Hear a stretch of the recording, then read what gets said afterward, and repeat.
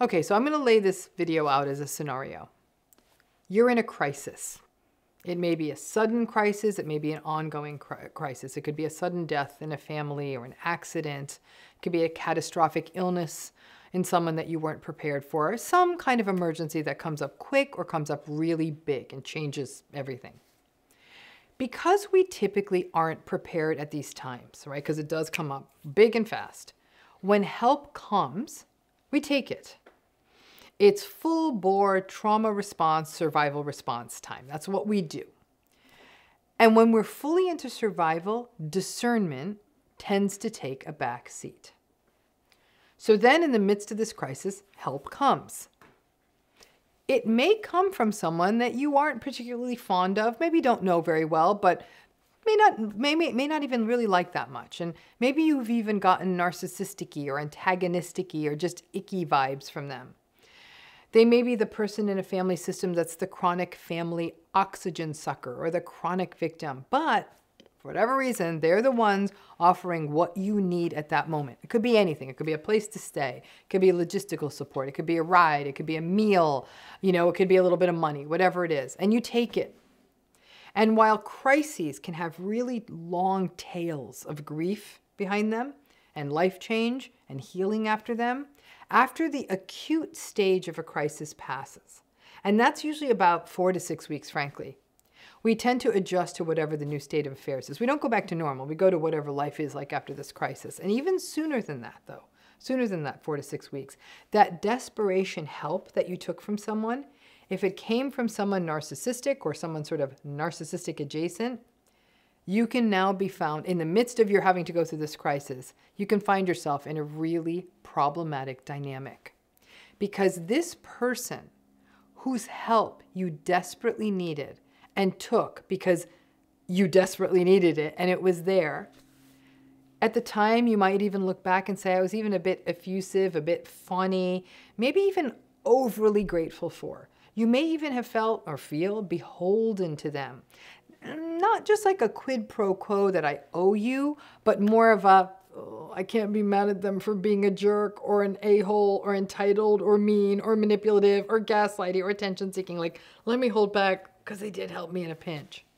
You may feel that because they bailed you out of a crisis, that you aren't allowed to take a holistic view of them. And this is the tough part. If indeed this is a toxic and antagonistic, manipulative, narcissistic person, they may almost guarantee that they will weaponize their whole here I come to save the day aspects of themselves. They really believe like I came in to save the day. So this crisis-motivated narcissist most often can get filed under a communal narcissistic presentation. I've always said that these communal narcissistic folks can be quite interesting because interestingly, they're often not there for you and in any consistent or predictable manner during regular life. Like if you needed a normal garden variety, not special, not emergency favor, or if doing the favor didn't serve them, they're not going to find time for other people. And they may also obviously, they're narcissistic. They're going to have all the other narcissistic things, selfish, grandiose, attention-seeking, dysregulated, manipulative, all of it. But what I'm going to call these communal crisis narcissists is a very specific subset.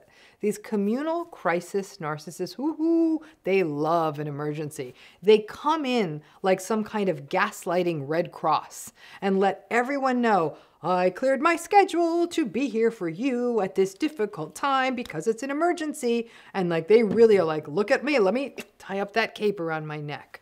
They'll remind you like, oh, I woke up at dawn. I answered all my emails. I'm the boss, so I could run my schedule the way I want. But I was able to do all of that and be here for you at this very difficult time. Just letting you know I'm very important and I'm very in demand, but I did all this for you. And they say it loudly so other people can hear it. So now you're kind of throwing up in your mouth that you're having to get help from this person, but you're desperate for help. So the only thing worse than going through a crisis, loss, grief, emergency is going through a crisis, loss, grief, emergency, and feeling beholden to someone who keeps reminding you how much they are inconvenienced by having to help you, but they still keep doing it, keep drawing attention to it. And the transaction in all of this is that you tell them and other people tell them how great this person is for coming in and saving the day. And you have to listen to how much they are having to give up to help you, even when you no longer need or want their help. This entire transaction feels gross, and it can often complicate your healing afterwards. Because if you do tell them after that desperate initial part of like, okay, I'll take their help, you say, hey, you know what? I'm all set. Really, you can go now. Thank you so much. Then they may do the whole victim passive-aggressive thing. It's as though they get their energy, they get their life force from doing the whole martyr thing, sharing with wide audiences how much they're sacrificing to help you in your crisis. But if you were to ask them to no longer help you, like, because you don't want to listen to this anymore, then they play the victim. And on top of all of this, you are going through a very difficult time yourself. And it's always messy when you have to rely on any person like this who has one of these personalities, but they're often the ones who come in the most strongly with this help.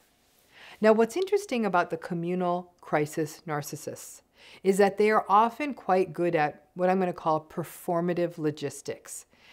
They kind of get off on your crisis. It's the whole like, I know a guy who can take care of this kind of thing. I got contacts who can help with that.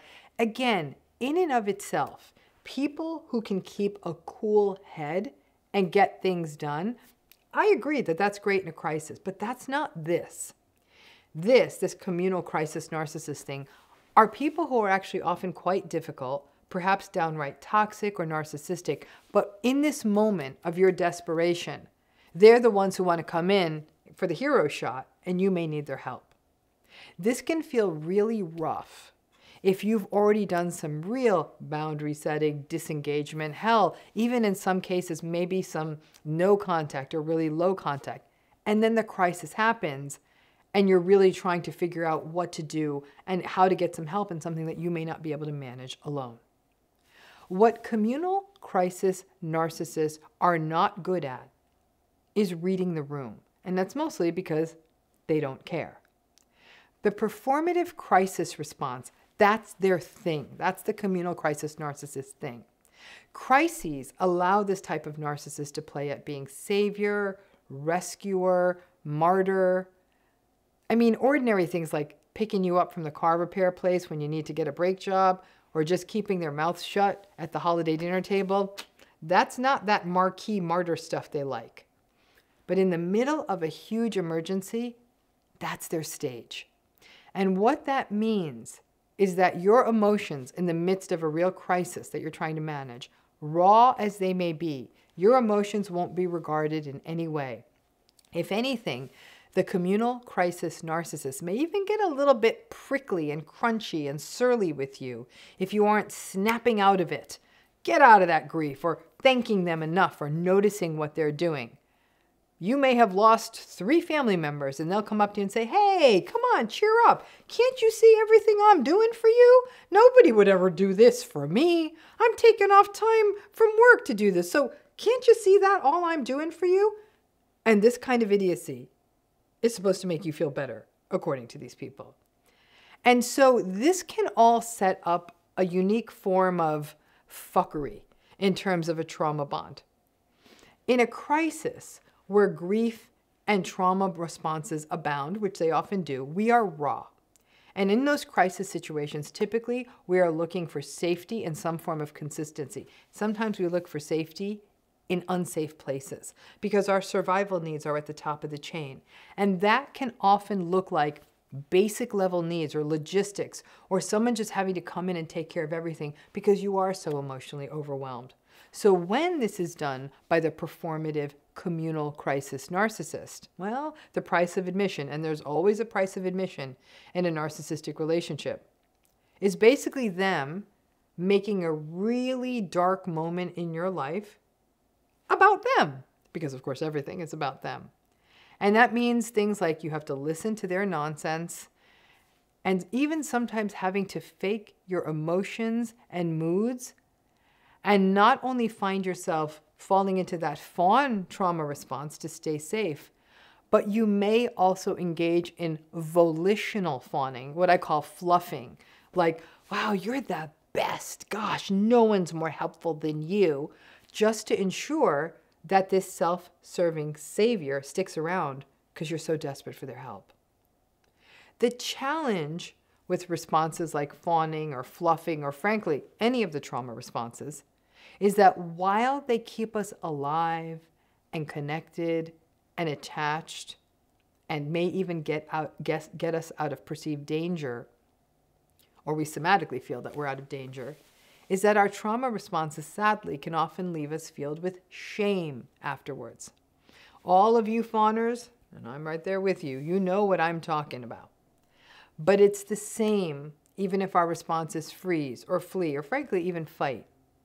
So when we feel that we had to sort of debase ourselves to keep this communal crisis narcissist engaged, to get their help and compliment them when all we wanted to do is crawl in a hole, it can not only impede our healing, it can get us locked into a pretty bad trauma-bonded cycle whereby we devalue and criticize ourselves for being bad people, for thinking bad things about the very person who came in and saved the day.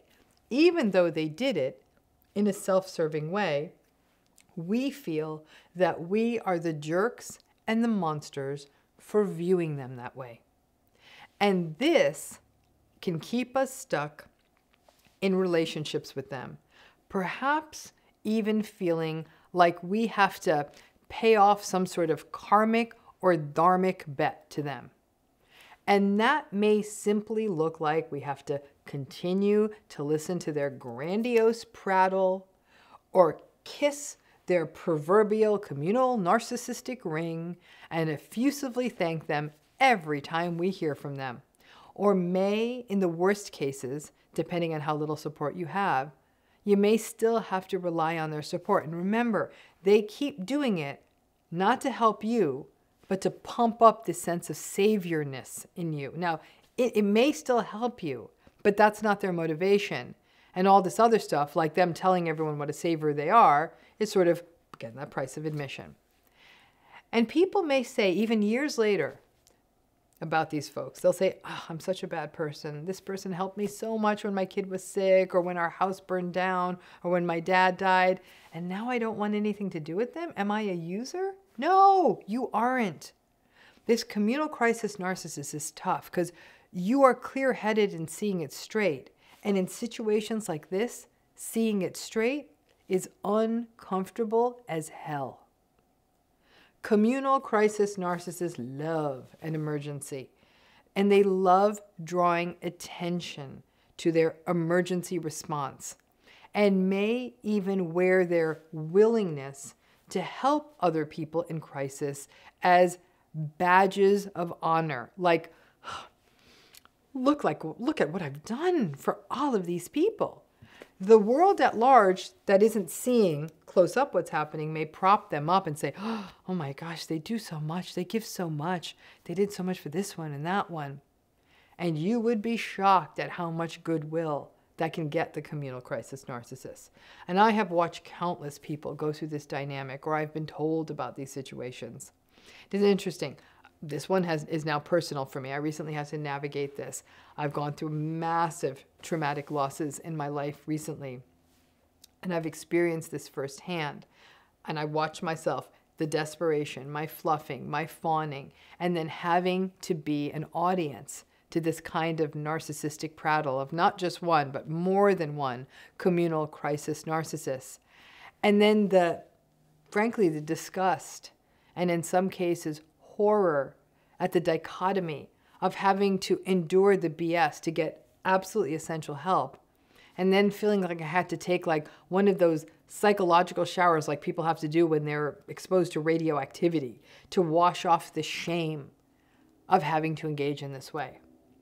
The decision-making sequence afterwards isn't easy because sometimes you recognize that at that time, and maybe even on an ongoing basis, the communal crisis narcissist was serving an important need. And you may even find that really distancing, disengaging, or even cutting them out means that the tasks that they were doing aren't done as well, or now you're the one running yourself more ragged. So only you know what works for you. For me, personally, cleaning out narcissistic folks is so important that I was willing to go into debt and physical exhaustion to no longer engage. I'll let you know when I keel over. But if you don't, won't, or can't, that's okay. The key with managing narcissistic relationships is seeing it clearly, because seeing it clearly for what it is so you don't blame yourself, shame yourself, judge yourself, or abandon yourself, that's the part that's crucial. So in a crisis, sometimes you got to take the help, but you got to recognize the strings. Listen, throw them their mini parade. Recognize that they will play victim if you don't thank them enough, and ensure that you also get yourself some healthy supports, even if it's down the road, to help you navigate things like loss, trauma, and grief. Crisis is often a place of re-engagement and also a place of reinvigorating trauma bonds. Sometimes we have to hold on to anything to keep from sinking. That's survival. One day, you will get back to shore. And the communal crisis narcissist will have notched another savior martyr notch in their belt. And then you, for yourself, hopefully separate from them, can start the longer-term work of healing, discernment, and the painful wisdom that none of us wish we had to learn. But unless you're really lucky, it is very rare to live a crisis-free life. Thanks again.